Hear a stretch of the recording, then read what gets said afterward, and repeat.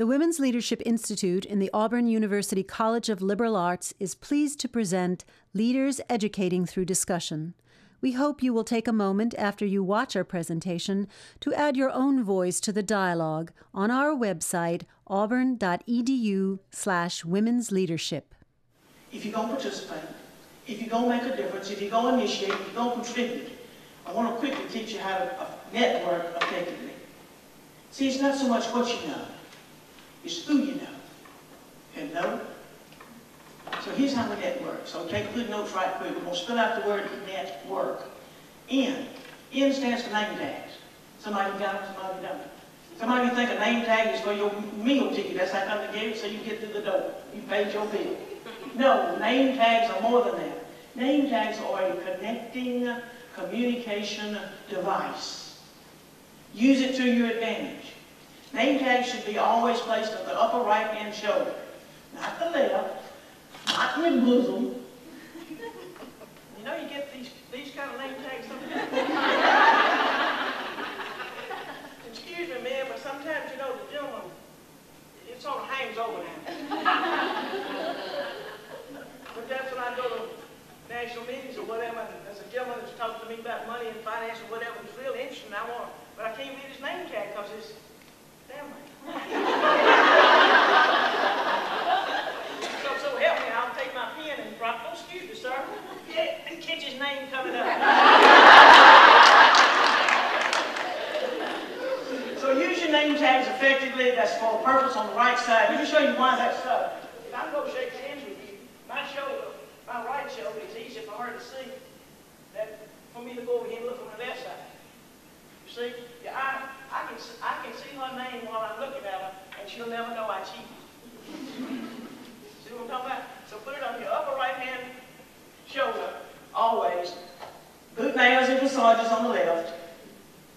And you men, you got pockets in your suit. By George, I know that. But put your name tag on the right side. Put that pretty handkerchief in your pocket.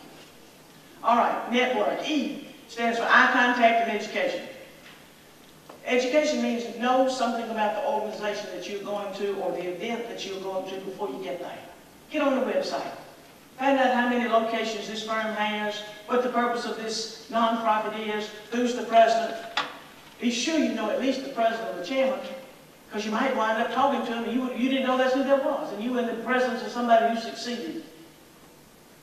Okay, so know something about the organization. Eye contact. You know, if you're going to meet a stranger, and you're going to let them touch you, you're going to shake hands, and we went and we bad to hug. And that's okay if you know somebody, but I tell you, it's sort of hard for me to hug all these folks I've never known before. Some folks are plumb Jerry too, you know. But anyway, if you go extend your hand and offer that connection, you won't look, I won't look me in the eye if I'm going to let you touch me, you know. And by the same token, you don't want to talk to anybody who's looking over your shoulder to see who else is down the line that I might in front, or who's looking at me to see you. Eye contact is the mirror of the soul. And if you can't look somebody in the eye, there's something lacking about your sincerity. And folks want sincere people to build a relationship with. Now, right quick, just because we've got a few men, we'll play like we don't, but we do. Looking at the eye contact, you know, straight in the eye, sometimes that can be intimidating, and I know that. And some people just can't look in the eye. Well, here's what you do if that's your problem, and that's okay, we've got a way around that. You look halfway between the eyebrow line and the hairline. You look right there, not in the eye, but right there, and the person will never know you're not looking in the eye. Now, that works for us girls. But you know, these men, sometimes you don't know. But you know what they say about men? If a man's balding in the front, that means he's a thinker. If he's balding in the back, that's a sign he's a lover. If he's balding front to back, that means he thinks he's a lover. Okay, moving right along. T stands for thank you. Always write a thank you note to whoever you might meet that was a speaker or a colleague or that impressed you. Somebody that you'd like to sort of stay in touch with. Drop them a thank you note. Number one, your mama taught you to do please and thank you. That's good manners, do that. But secondly, that reinforces your name with that influencer. Helps that person remember that I saw you at such and such meeting. W. W means work the room.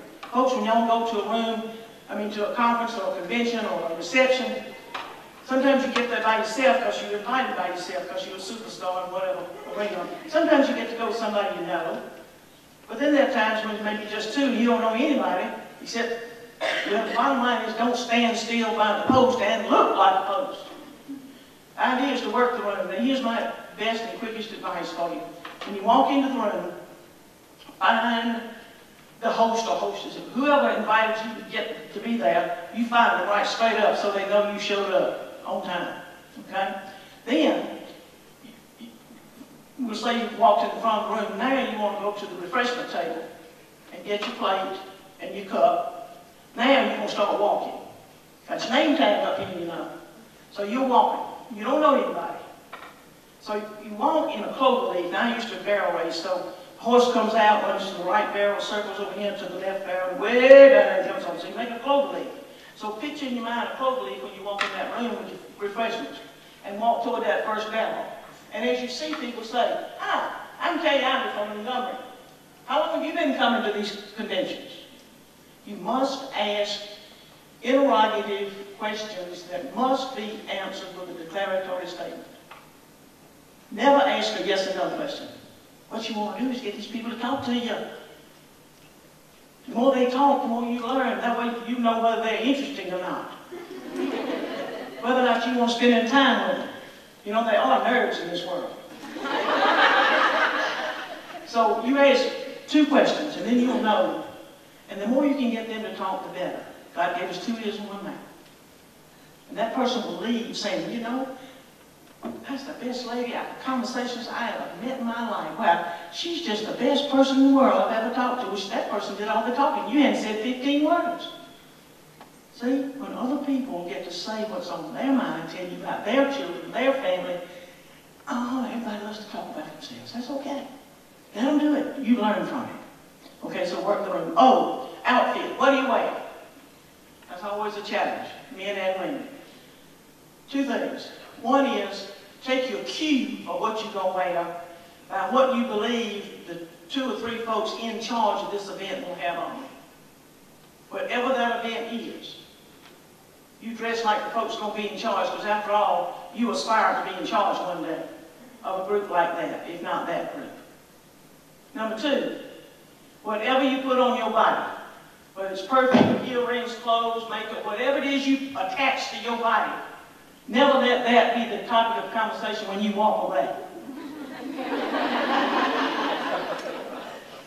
Rather let the topic of conversation when you walk away be things like, wow, she's bright and sincere. Besides that, she's a lot of fun to be with. That's what you strive for. Not to be remembered by some thing on your body. W-O-R. R stands for Rolodex. Now, I know y'all think that is out of date. Rolodex. Y'all know what Rolodex is? One of those metal things that got plastic things. Put a calling card in there. I know. But we all got phone, you know. I'm talking about Rolodex. Because you see, when you meet these people in this work, and you meet, you're going to collect cards of influences. These are those people you're going to write a thank you note to. And you're going to place them in your Rolodex. And these are the folks that you're going to retain. It's called your leadership Rolodex. The group of folks that you're going to keep in touch with it from time to time, not every week, not every month, but from time to time you're going to stay in touch with them. Because you're going to find out your paths are going to cross, and you're going to call them and say, you were talking about something, and could you share that with me again? You're going to need that. So your leadership Rolodex. N-E-T-W-O-R-K. Let me give you the 4 keys to success.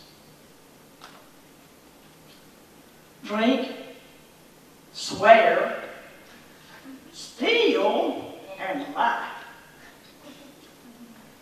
Drink from the fountain of friendship and spread good cheer.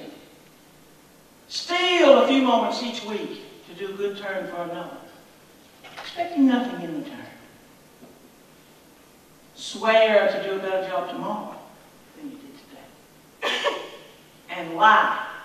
Lie down at night, giving thanks to God Almighty for the country we live in, pledging yourself to make it better. Go forward, young ladies and men. Be effective citizen leaders. You can do it. Thank you.